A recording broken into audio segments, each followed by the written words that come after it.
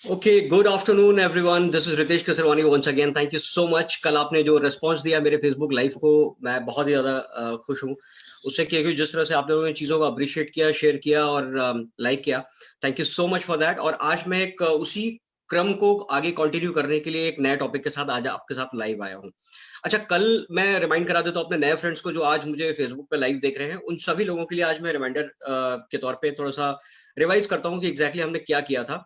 कल जो हमने बात करी थी, कल मैंने नेटवर्क मार्केटिंग को लेकर बात करी थी कि बहुत सारी जो नेटवर्क मार्केटिंग कंपनीज भारत में और आज की डेट में हर एक युवा, हर एक स्टूडेंट, हर कोई चाहे वो फीमेल हो या मेल हो, हर कोई आज की डेट में डायरेक्ट सेलिंग नेटवर्क मार्केटिंग से जुड़ना चाहता है। तो इस क्रम में मैंने कुछ फॉर्मूला दिया था, मैंने कुछ चेक पॉइंट्स दिए थे, मैंने कुछ पैरामीटर्स बताए थे कि उन पैरामीटर्स को अगर आप सिट डाउन करके बैठ के अगर खुले दिमाग से उसको एनालिसिस करते हो, then you will be able to find out your best company. सभी कंपनियों को मैं बेस्ट कहता हूँ आज की डेट पे, जितनी भी रजिस्टर्ड कंपनी है सभी बेस्ट है, लेकिन क्या आपके लिए बेस्ट कौन सी, उसके लिए मैंने कुछ पैरामीटर्स दिए थे। जस्ट लिटिल समराइज करता हूँ कि मैंने क्या क्या बताया था। मैंने बताया था कि आपको इंडियन कंपनी चूज करनी है, इंटरनेशनल कंपनी चूज करनी है। मैंने आपको पैरामीटर चेक पॉइंट दिया था, जिसमें मैंने आपको बताया था कि आपको बाइनरी प्लान चूज करना चाहिए, आपको जनरेशन प्लान चूज करना चाहिए और हाइब्रिड जनरेशन प्लान चूज करना चाहिए। फाइनली हमने कंक्लूड किया था कि हाइब्रिड जनरेशन प्लान पे आपको जाना चाहिए। तीसरा चेक पॉइंट, तीसरा पैरामीटर मैंने आपको दिया था कि आप किस में ज्यादा सफल हो सकते हैं, किस में ज्यादा पैसे कमा सकते हैं। तो उसके लिए मैंने आपको बताया था कि कंपनी का आपको हिस्टोरिकल डेटा निकाल के देखना होगा कि जिस कंपनी में आप जुड़ रहे हैं वो कंपनी एम्पावरमेंट के लिए काम कर रही है या अपने साथ जुड़े हुए डिस्ट्रीब्यूटर के पे आउट के लिए भी उतनी तेजी से काम कर रही है। उस कम से कम कंडीशंस पे आउट के लिए हैं या ज्यादा कंडीशंस अप्लाइड है। दूसरा हमने एक और चेक पॉइंट दिया था कि जिस कंपनी के साथ आप जुड़ने चाह रहे हैं, उसमें मैंने आपको एक और चेक पॉइंट दिया था कि उस कंपनी के प्रोडक्ट को खास तौर से नजर करें, उसके कैटलॉग को उठा के देखें कि उसका एमआरपी के बाद जो डिस्ट्रीब्यूटर प्राइस पे जो प्रोडक्ट आप यूज करने वाले हैं या अपने कंज्यूमर या अपने नए डिस्ट्रीब्यूटर को आप देने वाले हैं, क्या वो प्राइसिंग ऐसी है कि उस प्रोडक्ट की प्राइसिंग को देखकर सामने वाला बोले वारे वाह, यही प्रोडक्ट मेरे को चाहिए था और इसी कॉस्ट पे चाहिए था। फिर हमने बात करी थी अफोर्डेबिलिटी और क्वालिटी के प्रोडक्ट्स पे। क्वालिटी भी होनी चाहिए, दाम अफोर्डेबल है, कॉस्टिंग रीजनेबल है, मगर साथ साथ अगर क्वालिटी अच्छी नहीं है तो आपके प्रोडक्ट के साथ आपका बिजनेस सर्वाइव नहीं कर पाएगा, आप स्ट्रगल करेंगे। तो एक चेक पॉइंट मैंने आपको क्वालिटी का प्रोडक्ट बताया था अफोर्डेबिलिटी के साथ। और लास्ट में मैंने आपको एक और चीज बताई थी कि प्रोफाइल, प्लान और प्रोडक्ट, ये तीनों में कंडीशंस देखनी है। प्रोफाइल में आपको क्या देखनी है कि कंपनी के पास क्या क्या सर्टिफिकेशन है, रिकॉग्निशन है।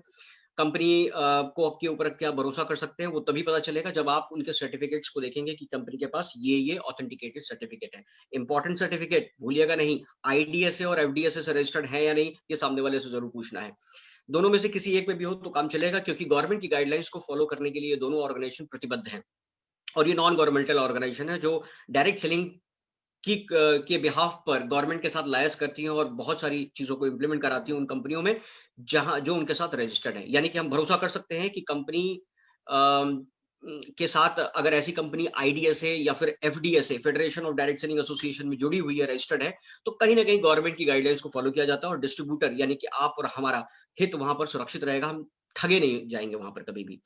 और दूसरा हमने बात करी थी प्रोडक्ट के लिए, अफोर्डेबिलिटी और प्राइसिंग के लिए और वैरायटी ऑफ द प्रोडक्ट्स। साथ में हमने बात करी थी मार्केटिंग प्लान की, यानी कि बिजनेस प्लान की। बिजनेस प्लान में आपको ये देखना था कि उस बिजनेस प्लान में जैसे जैसे आप आगे की सीढ़ियों को चढ़ते जाएंगे, क्या वो कंडीशंस आपके लिए ज्यादा हैं, क्या वो कंडीशंस वहां पर कम है या ज्यादा है। और लास्ट में हमने बात की थी एजुकेशन सिस्टम के लिए, जिसके साथ आप जुड़ने जा रहे हैं उसके टीम के अंदर क्या एक उस तरह का एजुकेशन सिस्टम एक डेवलप्ड है, या फिर उस कंपनी में जिसमें आप जुड़ने जा रहे हैं वहां पर लोगों को ट्रेन करने के लिए किस तरह के टूल्स यूज किए जाते हैं, किस तरह का लिटरेचर यूज किया जाता है, किस तरह का एजुकेशन सिस्टम दिया जाता है। क्या वो इस तरह का डिजाइन है कि वो ऑटोमेटेड रूप में चलता है, या इस तरह से डिजाइन किया गया है कि नए डिस्ट्रीब्यूटर को अलग से आपको ज्यादा टाइम ना इन्वेस्ट करना पड़े। एक बना बनाया ऐसा प्रोसेस हो, एक बना बनाया ऐसा सिस्टम हो जिसमें आप या आपके साथ जुड़ने वाले जितने भी लोग हैं वो अच्छी खासी एजुकेशन ट्रेनिंग ले सकते हैं। तो इन पैरामीटर्स को, इन चेक पॉइंट्स को कल मैंने आपको दिया था और आज मैं बात करने वाला हूं उसी पैरामीटर्स को आगे कंटिन्यू करते हुए, अपने इसी टॉपिक को आगे बढ़ाते हुए मैं स्क्रीन आपके सामने शेयर करूंगा। और आज हम बात करने वाले हैं फ्रेंड्स की ओके लाइफ केयर के बारे में।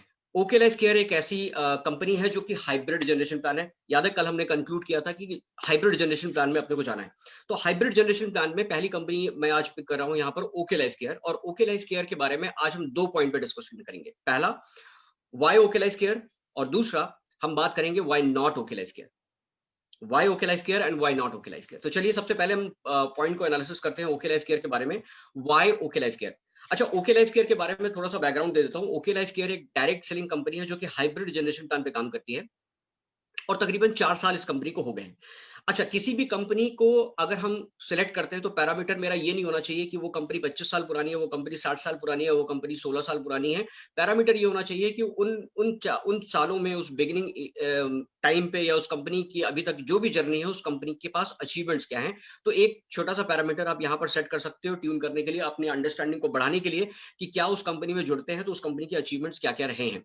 तो हमने क्या देखा कि यहाँ पर जो मेरा एनालिसिस पॉइंट यहाँ पर फ्रेंड्स ये बोलता है कि मैंने क्या किया, इंडिया की top 10 MLM network marketing company को कंपेयर किया जब वो 4 साल के थे। क्योंकि अगर हम बात कर रहे हैं ओके लाइफ केयर की तो ऑब्वियस सी बात है कि वो 4 साल पुरानी कंपनी है।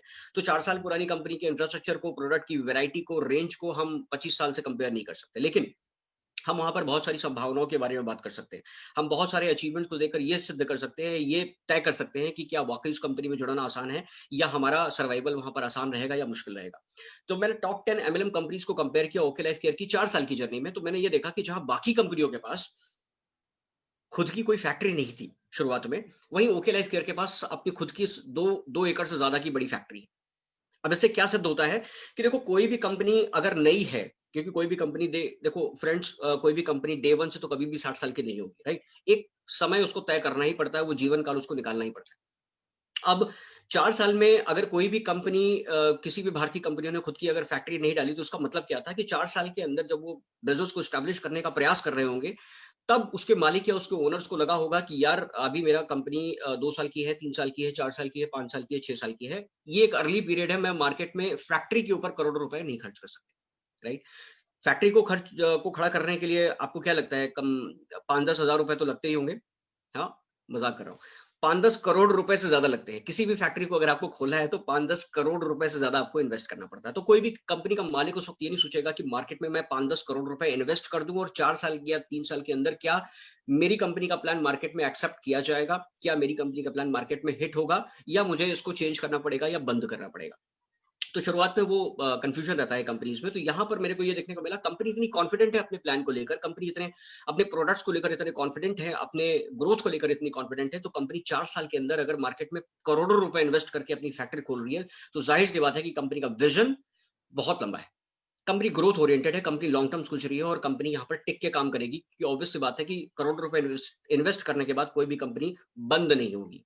सबसे बड़ी चीज़। दूसरी चीज़ हमने ये देखा कि जहाँ बाकी कंपनियों के पास खुद की कोई वेयरहाउस नहीं थी, इनके पास 10 वेयरहाउस आज की डेट में है और 23 और प्लान्ड है आपके मार्च 2021 यानी आने वाले 3 महीनों के अंदर, ये 3 से साढ़े 3 महीनों के अंदर ये 23 और वेयरहाउस, टोटल 23 वेयरहाउस खुल चुके होंगे पूरे हिंदुस्तान में, जो कि एक बहुत अच्छा रेट है।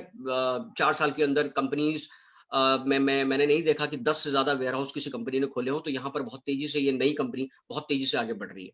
दूसरा हमने ये देखा कि जहाँ बाकी कंपनियों के पास खुद का कोई लैब, कोई रिसर्च डेवलपमेंट, कोई खुद का ऐसा पैनल नहीं था जहाँ पर वो अपने प्रोडक्ट को रिसर्च करके डेवलप करके बनाते। उनके पास अपना खुद का कोई इस तरह का स्ट्रक्चर नहीं था। कइयों के पास तो आज भी नहीं है, अपना खुद का आर-एन-डी डिवीजन। यहाँ पर हमने नोटिस किया कि इस कंपनी के पास खुद का अपना research and development division day 1 से है। इसका मतलब बिल्कुल क्लियर है कि ओके लाइफ केयर को करने के लिए एक बहुत बड़ा रीज़न है, क्योंकि देखो कोई भी कंपनी की सेल उसके प्रोडक्ट से आती है और प्रोडक्ट तो हर जगह कॉमन अगर हो जाते हैं, तो ऑब्वियस सी बात है कि कंज्यूमर कॉमन प्रोडक्ट में कोई सा भी पिक कर लेगा। लेकिन अगर वहीं पे उसको एक यूनिक प्रोडक्ट मिलता है, कुछ ऐसी वैल्यू एडेड चीज़ें मिलती हैं जो उसी कॉस्ट पे बाकी प्रोडक्ट के अंदर नहीं है, तो ऑब्वियस सी बात है कि यहाँ पर कंज्यूमर आपके साथ ज़्यादा तेज़ी से जुड़ेगा। आप ज़्यादा तेज़ी से बड़ा नेटवर्क बना सकते हैं। तो आर-एन-डी डिवीजन होने का बहुत बड़ा यहाँ पर बेनिफिट मिलता है, क्योंकि जितने भी इनके प्रोडक्ट्स लॉन्च किए जा रहे हैं, चाहे वो एफएमसीजी के हों, डेली नीड्स के हों, चाहे बेबी केयर के हों या फिर वो प्रीमियम सप्लीमेंट हो या फिर बेसिक आयुर्वेदा ही क्यों ना हो। यहाँ पर बहुत अम, रिसर्च के बाद, अपनी लैब में रिसर्च के बाद इन प्रोडक्ट्स को डेवलप किया गया और कॉस्टिंग ऐसी रखी गई है जो मार्केट प्राइस को भी बीट करती है। उसके अलावा हमने देखा जहाँ बाकी कंपनियों के पास प्रोडक्ट की रेंज की अगर मैं बात करूँ तो शुरुआती 3 से 4 सालों में किसी के पास 5, किसी के पास 10, किसी के पास 15, किसी के पास 50 प्रोडक्ट हुआ करते थे। लेकिन यही ओके लाइफ केयर के बाद 140 से ज़्यादा प्रोडक्ट हैं, वो भी क्वालिटी के प्रोडक्ट्स, और हर साल कंपनी 50 प्रोडक्ट नए लॉन्च कर रही है। मतलब स्ट्रेट फॉरवर्ड है। व्हाई ओके लाइफ केयर की अगर मैं बात करूं तो आपके पास रीजन है दोस्त कि आप यहां पर एक ऐसी कंपनी के साथ जुड़े हुए जो ग्रोथ ओरिएंटेड है, जो लगातार अपने बास्केट को बड़ी करती जा रही है, जिसमें मल्टीपल ऑप्शंस प्रोडक्ट के फॉर्म में आपको दिए जा रहे हैं। अच्छा, हमने ये भी नोटिस किया कि दुनिया में जितनी भी कंपनीज हैं, उसमें सबसे पहली कंपनी ओके लाइफ केयर है जो सप्लीमेंट के अंदर प्रोबायोटिक को ऐड करके आपको दे रही है। यहां पर मैंने नोटिस किया कि कुछ और भी बड़ी कंपनियां हैं भारत में जनरेशन प्लान के अंदर जो कि प्रोबायोटिक सेपरेट बेचती हैं। अलग से उसका पैसा चार्ज किया जाता है प्रोबायोटिक लेने के। प्रोबायोटिक के बारे में मेरे नए फ्रेंड्स को मैं बता देता हूँ। प्रोबायोटिक ऐसी चीज होती है, शायद आपने याकुल्ट का नाम सुना हो कभी। तो याकुल्ट क्या होता है, एक लिक्विड फॉर्म में एक छोटा सा होता है जो एक बच्चे बहुत लाइक करते हैं। तो उसका उसका साइंटिफिक रीजन क्या है कि जब उसको हम आप उसको कंज्यूम करते हैं तो आपके पेट में जाने के बाद वो गुड बैक्टीरिया उसके अंदर होते हैं जो आपकी पेट में डाइजेशन सिस्टम को बेटर करते हैं। और जाहिर सी बात है कि डाइजेशन सिस्टम अगर किसी इंसान का बेटर हो तो ऑब्वियस सी बात है कि जो भी न्यूट्रिशन वो ले रहा है फूड के फॉर्म में या फिर सप्लीमेंट के फॉर्म में, वो उसकी बॉडी में ज्यादा इफेक्टिवली सूट करेगा और उसका डाइजेशन सिस्टम बहुत स्ट्रांग होगा। और जाहिर सी बात है कि पेट सही तो हजारों तरह की बीमारियों से हम बचे रहते हैं। तो ये पहली कंपनी हमने देखा कि जहां पर इंटेंशन ये है कि प्रोबायोटिक को अलग से ना बेचा जाए और सभी प्रीमियम सप्लीमेंट्स के अंदर बिल्ट इन किया है, और वो पॉसिबल हो सका है केवल आर&डी डिवीजन की वजह से। तो आप रिलेट कर पा रहे होंगे कि आर&डी डिवीजन का सिर्फ फर्क इतना ही नहीं पड़ता कि वो नए प्रोडक्ट को रिसर्च कर रही है, बल्कि बेहतर प्रोडक्ट कैसे तैयार किया जा सके जो मार्केट में है ही नहीं, यानी कि यूनिकनेस लेके आती है और वैल्यू ऐड करते हैं आपके प्रोडक्ट। फिर हमने ये भी देखा कि जहां बाकी कंपनियों ने या तो इन्वेस्टमेंट नहीं की है या प्रोडक्ट की बास्केट को बड़ी नहीं की, या अपने वेयर हाउसेस उतने नहीं खोले, या अपना खुद का आर&डी डिवीजन नहीं है, वो एक्सपेंशन भी अगर करना है इंटरनेशनली तो बहुत वक्त लगा उनको इंटरनेशनल एक्सपेंशन करने में। यहाँ हमने नोटिस किया कि ओके लाइफ केयर आज से लगभग 3 साढ़े 3 महीने पहले लंदन में रजिस्टर हो चुकी है। यानी कि कंपनी का जो विजन और ग्रोथ है वो फ्यूचर ओरिएंटेड है। यानी कि कंपनी अगर इंडिया के अंदर इतनी तेजी से एक्सपैंड कर रही है तो फ्यूचर को देखते हुए उन्होंने इंटरनेशनल एक्सपेंशन करने का भी रास्ता ओपन किया हुआ है। यानी कि कंपनी कल को वहां पर भी ऑपरेशनल आएगी, फिर अलग अलग कंट्रीज में कंपनी का जाने का एक्सपेंशन का प्रयास होगा। तो जहां कंपनी एक्सपेंशन के मोड में जाएगी वहां पर आपके बिजनेस को और तेजी से गति प्रदान हो जाएगी, एक्सेलरेटर का काम करेगी जब इंटरनेशनली वो हमारी कंपनी वहां पर ऑपरेट कर रही हो। अच्छा, ये तो बात हो गई इंफ्रास्ट्रक्चर की, ये बात हो गई एक्सपेंशन की, ये बात हो गई आर&डी डिवीजन की, ये बात हो गई प्रोडक्ट कॉस्टिंग की और प्रोडक्ट की बास्केट की और उनकी क्वालिटी की। लेकिन एक चीज बहुत इंपॉर्टेंट नोटिस करने वाली बात ये है कि अल्टीमेटली आप नेटवर्क मार्केटिंग कंपनी ज्वाइन ही क्यों कर रहे हैं। ज्वाइन करने का मुझे लगता है कि सीधा सीधा पर्पस ये है, ज्यादातर 99% लोग नेटवर्क मार्केटिंग इंडस्ट्री में आने के लिए अगर कोई रास्ता ढूंढते हैं तो उनको सबसे पहली चीज ये चाहिए कि मिलने वाला पे आउट क्या है, वहां पर किस तरह से लोग पे आउट कमा रहे हैं। क्योंकि देखो, अगर किसी कंपनी में आप जाते हो और वहां पर पे आउट को देखना बहुत इंपॉर्टेंट होता है कि क्या वहां पे अब तक जिन लोगों ने काम किया है क्या उनकी ग्रोथ हो रही है। ये बहुत बड़ा सवाल है। क्या हम भी ग्रोथ कर सकते हैं? प्लान तो मुझे अच्छा लगा, लेकिन बाकी अभी तक जो लोग जुड़े हुए हैं क्या उनके अकाउंट में उस हिसाब से पैसे आ रहे हैं या उनकी इनकम गिरती जा रही है, या फिर वहां पर उतने ज्यादा अचीवर्स नहीं। तो हमने ये देखा कि जहाँ 4 साल के अंदर जहाँ किसी कंपनी में एक भी व्यक्ति ऐसा नहीं था जो 40 लाख रुपए से ज्यादा कमा रहा था, किसी भी जनरेशन प्लान की बात करें, तो यहाँ पर एक व्यक्ति ऐसे भी है जो आज की डेट में 40 लाख रुपए से ऊपर कमा रहे हैं। इसके अलावा 4 से ज्यादा लोग ऐसे हैं जो 20 लाख रुपए से ऊपर कमा रहे हैं। तकरीबन 10 से ज्यादा लोग ऐसे हैं जो 10 लाख रुपए महीना कमा रहे हैं, और 60 से ज्यादा लोग ऐसे हैं जो 4 लाख रुपए महीने से ज्यादा कमा रहे हैं। तकरीबन 150 से ज्यादा लोग ऐसे हैं जो आज की डेट में 1 लाख रुपए या उससे ऊपर कमा रहे हैं। इसका मतलब क्या है? इसका मतलब ये है कि यहाँ पर हर लेवल का बंदा सर्वाइव कर रहा है। इसी कंपैरिजन में अगर मैं कुछ बड़ी कंपनियों का नाम लूं तो आपने सुना होगा शायद किसी कंपनी में 1 करोड़ रुपए के चेक वाले सर का आपने बहुत बार नाम सुना होगा। हर प्लान में कोई ना कोई डिस्ट्रीब्यूटर उनके बारे में जरूर बताता है। जाहिर सी बात है कि 1 करोड़ का चेक कमाना में बहुत बड़ी काबिलियत की बात है, और उस लीडर को मैं सैल्यूट भी करता हूं क्योंकि काबिलियत के कारण ही वो आज वो 1 लाख पे पहुंचे। अब सवाल ये उठता है कि हर व्यक्ति क्या उनके जैसा काबिल हो सकता है? नहीं। तो क्या सिस्टम ऐसा है जिसमें हर व्यक्ति को काबिल बनाया जा सके? शायद नहीं। अगर ऐसा होता तो 1 करोड़ वाला कोई दूसरा इंसान भी पैदा हो चुका होता। इस बात को 1 करोड़ जब उन्होंने टच किया था किसी एक्स-वाई-ज़ेड कंपनी में, आप बेहतर शायद जानते होंगे। तो उस कंपनी में 1 करोड़ रुपए तक पहुँचने के बाद कोई दूसरा व्यक्ति 1 करोड़ पे क्यों नहीं पहुँचा, ये सोचने का विषय है। या 1 करोड़ के बाद वो अगर 2.5 साल 3 साल से अगर 1 करोड़ के पे आउट पे हैं तो वो 2 करोड़ पे क्यों नहीं पहुँचे, 3 करोड़ पे क्यों नहीं पहुँचे, आगे नहीं पहुँचे।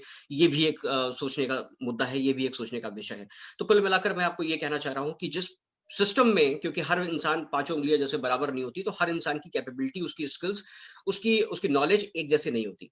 तो क्या सिस्टम में उतना दम है, क्या सिस्टम में उतना पावर है कि वो हर एक व्यक्ति को जुड़े, जो उसके साथ जुड़े, वो भी उसी रफ्तार से सर्वाइव कर जाए और ज़्यादा गैप ना हो? राइट? क्योंकि 1 करोड़ के बाद अगर आप दूसरे पायदान के व्यक्ति को उस XYZ कंपनी में आप देखोगे, तो आप देखोगे ज़मीन आसमान का अंतर है फ्रेंड्स। मतलब दूसरा व्यक्ति चाह कर भी वहाँ तक सोच भी नहीं सकता कि शायद मैं भी कभी 1 करोड़ रुपए कमाऊँगा क्या? बहुत मुश्किल है। तो यहाँ पर हमने क्या देखा कि हर लेवल पे बंदा कमा रहा है, 40 लाख वाला भी है, 35 लाख वाला भी है, 22 लाख वाला भी है, 20 लाख वाला भी है, 18-19 लाख वाला भी है। और तो जो आप डिफरेंसेस देख रहे हैं, यानी कि इससे सिद्ध ये होता है कि हर व्यक्ति सिस्टम में इतना ज्यादा पावर है ओके लाइफ केयर की कि इसके प्लान में, इसके प्रोडक्ट्स में इतना ज्यादा पावर है, इतना आसान है, इतना बेहतरीन प्लान इन्होंने डिजाइन किया है कि इसमें से जुड़ा हर व्यक्ति बहुत अच्छे से सर्वाइव कर रहा है, अच्छा खासा पे आउट उठा रहा है। रिमेंबर, आप यहाँ पर इंडस्ट्री में आ रहे हो पर्पस के लिए, और पर्पस है आपको अच्छा इनकम कमाना, जो शायद हम जॉब या बिजनेस में नहीं कर सकते। तो अगर मैं अच्छी इनकम के लिए यहाँ पर आ रहा हूँ, तो जाहिर सी बात है कि आपको ये फैक्टर तो डेफिनेटली आपको पूछना चाहिए सामने वाले से कि बॉस, आपके यहाँ कमाने वाले लोगों की संख्या में कितना बड़ा अंतर है, एक दूसरे के हाईएस्ट और उसके बाद जो सेकंड हाईएस्ट है उसके लेवल में कितना अंतर है। तो ये देखना और ये जानना समझना बहुत अंतर है। आपको तुरंत आइडिया लग जाएगा कि यस, इस कंपनी में क्या मैं भी सर्वाइव कर सकता हूँ या नहीं कर सकता हूँ। सो फ्रेंड्स, आई होप कि आज के इस वीडियो में आप लोगों को काफ़ी क्लैरिटी मिली होगी कि किस तरह से हम एक एथिकल कंपनी में काम कर सकते हैं जहां पर ग्रोथ 100% पॉसिबल है, और हमारा बहुत सारे डाउट्स, बहुत सारे क्वेरीज, बहुत सारे क्वेश्चंस आज क्लियर हुए होंगे, जिसमें हम ये कह सकते हैं कि वाई ओके लाइफ केयर। तो ओके लाइफ केयर क्यों किया जाए, उसके लिए जो मैंने रीजंस दिए हैं, आई होप ये रीजंस आपको काफ़ी हद तक समझ में आए हुए होंगे, क्लैरिटी हुई होगी कि क्यों हमें ओके लाइफ केयर करना है। तो थैंक यू सो मच। आज आप लोगों ने काफ़ी अच्छा पार्टिसिपेशन किया और इस वीडियो को एंड तक देखा, उसके लिए थैंक यू सो मच। और अधिक जानकारी के लिए आप मुझसे भी कांटेक्ट कर सकते हैं, या फिर जिसने भी इस वीडियो को आपके साथ शेयर किया है, आप उसके साथ बैठिए और समझिए ओके लाइफ केयर के बारे में, और अधिक इन्फॉर्मेशन लीजिए और अपने करियर को एक नया आयाम दीजिए। Thank you so much.